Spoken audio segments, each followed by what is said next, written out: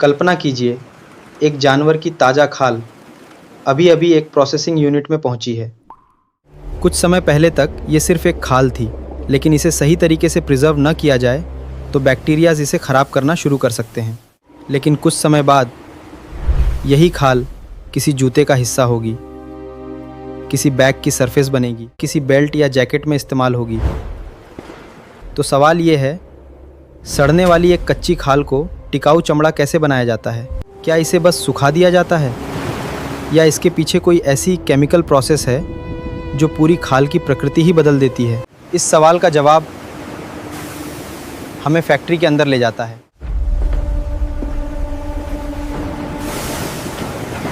क्योंकि असली कहानी वहीं शुरू होती है। फ्रेश खाल में पानी और न्यूट्रिएंट्स होते हैं, और यही चीज बैक्टीरिया के लिए भी अनुकूल एनवायरनमेंट बना सकती है। इसलिए प्रोसेसिंग से पहले खाल को प्रिजर्व किया जाता है। सॉल्ट क्यूरिंग जैसी मेथड से खाल को कुछ समय के लिए सुरक्षित रखा जा सकता है। फिर जब ये टैनरी या लेदर प्रोसेसिंग यूनिट पे पहुंचती है, तो सबसे पहले इसे फिर से प्रोसेसिंग के लिए तैयार किया जाता है। बड़ी बड़ी रोटेटिंग ड्रम्स में खाल को पानी के साथ प्रोसेस किया जाता है। इसे कहते हैं सॉकिंग।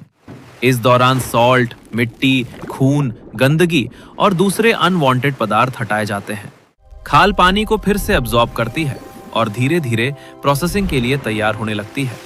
लेकिन अब एक और सवाल सामने है। खाल के ऊपर अभी भी बाल है और दूसरी तरफ अंदर एक्स्ट्रा टिश्यू भी मौजूद है।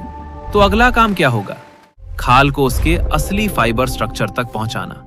अब खाल एक अल्कलाइन ट्रीटमेंट से गुजरती है। इसे आमतौर पर लाइमिंग कहा जाता है। इस स्टेज में केमिकल्स की मदद से बाल और ऊपर की कुछ अनवांटेड लेयर्स हटाने में मदद मिलती है। इसके बाद मशीन की मदद से खाल के अंदर की तरफ मौजूद एक्स्ट्रा फ्लैश और टिश्यू हटाया जाता है। इसे फ्लैशिंग कहा जाता है। अब खाल काफी साफ दिखाई देती है, लेकिन क्या अब ये चमड़ा बन गई? नहीं, क्योंकि चमड़े की असली कहानी ऊपर से दिखाई ही नहीं देती। खाल के अंदर मौजूद हैं कोलेजन फाइबर्स। इन्हें आप बहुत बारीक प्रोटीन फाइबर्स का एक जाल समझ सकते हैं। आगे चलकर इसी स्ट्रक्चर की स्टेबिलिटी चमड़े की प्रॉपर्टीज में बहुत बड़ा रोल निभाएगी।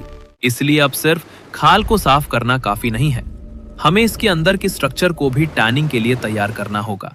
इसके लिए डीलाइमिंग और बेटिंग जैसी प्रक्रियाएं होती हैं।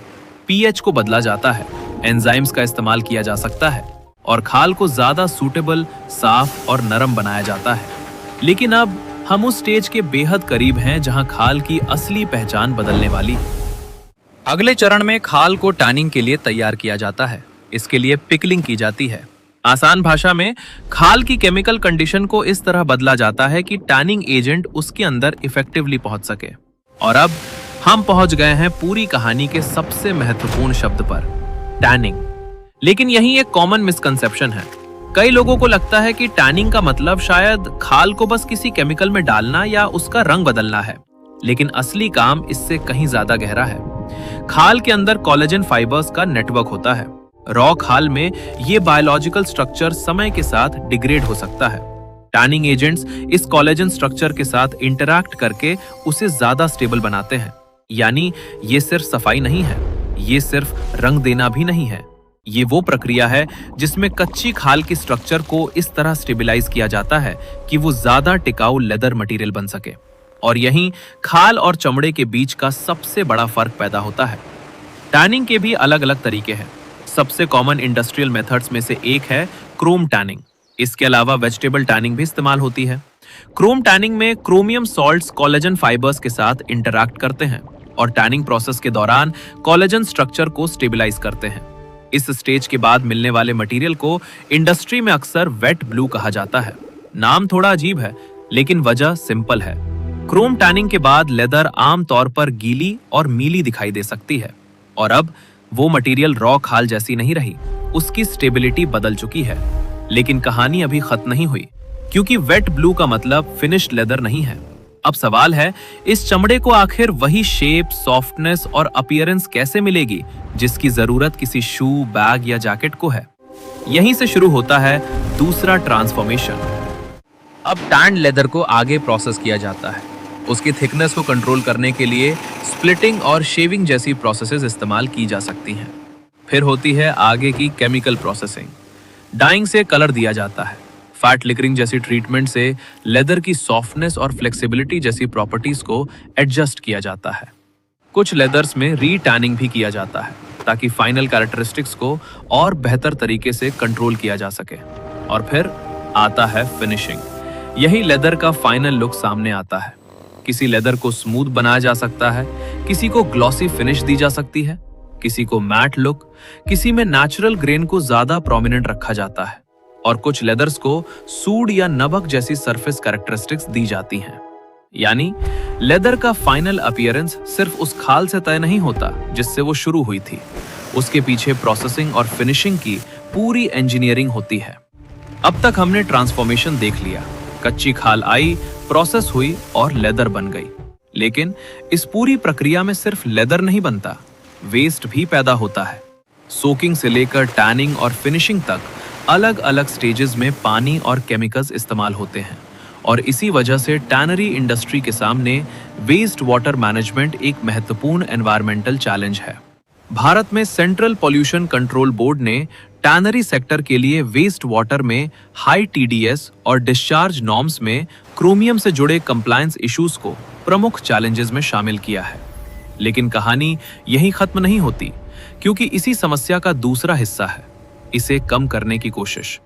भारत का CSIR central leather research institute लंबे समय से लेदर प्रोसेसिंग में क्लीनर टेक्नोलॉजीज, क्रोम मैनेजमेंट और पॉल्यूशन लोड रिडक्शन पर काम कर रहा है। यानी लेदर इंडस्ट्री की अगली चुनौती सिर्फ ये नहीं है कि अच्छा चमड़ा कैसे बनाया जाए, बल्कि अच्छा चमड़ा कम पानी, कम केमिकल लोड और कम एनवायरमेंटल इम्पैक्ट के साथ कैसे बनाया जाए।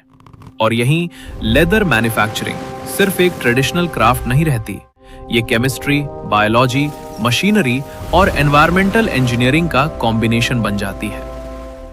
अब एक बार पूरी जर्नी को पीछे से देखिए।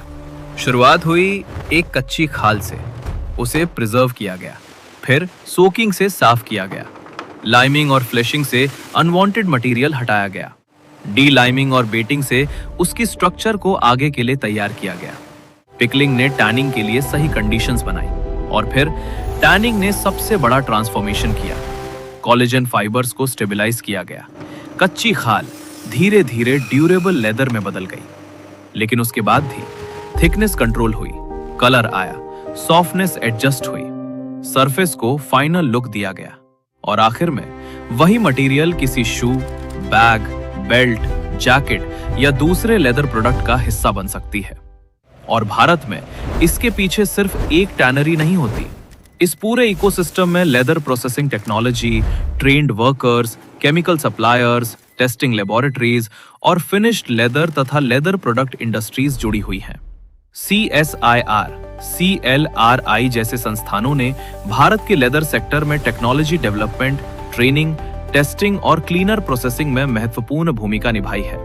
तो अगली बार जब आपके हाथ में कोई लेदर वॉलेट या शू हो, सिर्फ उसकी चमक मत देखिएगा, उसके पीछे की जर्नी याद कीजिए। एक ऐसी खाल जो शुरुआत में जल्दी खराब हो सकती थी और फिर पानी, केमिकल्स, मशीन्स और कंट्रोल्ड प्रोसेसिंग के कई चरणों से गुजरकर एक ऐसा मटेरियल बन गई जो लंबे समय तक हमारे इस्तेमाल में रह सकता है। यही लेदर मैन्युफैक्चरिंग का असली रहस्य है। खाल को सिर्फ साफ नहीं किया जाता, उसकी अंदरूनी स्ट्रक्चर को स्टेबलाइज करके उसकी पूरी उपयोगिता बदल दी जाती है। अब आप बताइए, अगर आपको लेदर बनाने की पूरी फैक्ट्री में सिर्फ एक स्टेज करीब से देखने का मौका मिले तो कौन सी स्टेज देखेंगे? और अगर आपके शहर या गांव के आसपास कोई टैनरी या लेदर इंडस्ट्री है तो कमेंट में उसका नाम ज़रूर बताइए। अगर आपको ये वीडियो पसंद आई हो तो लाइक ज़रूर करें और चैनल को सब्सक्राइब करना ना भूलें। मिलते हैं अगली नई वीडियो में। जय हिंद।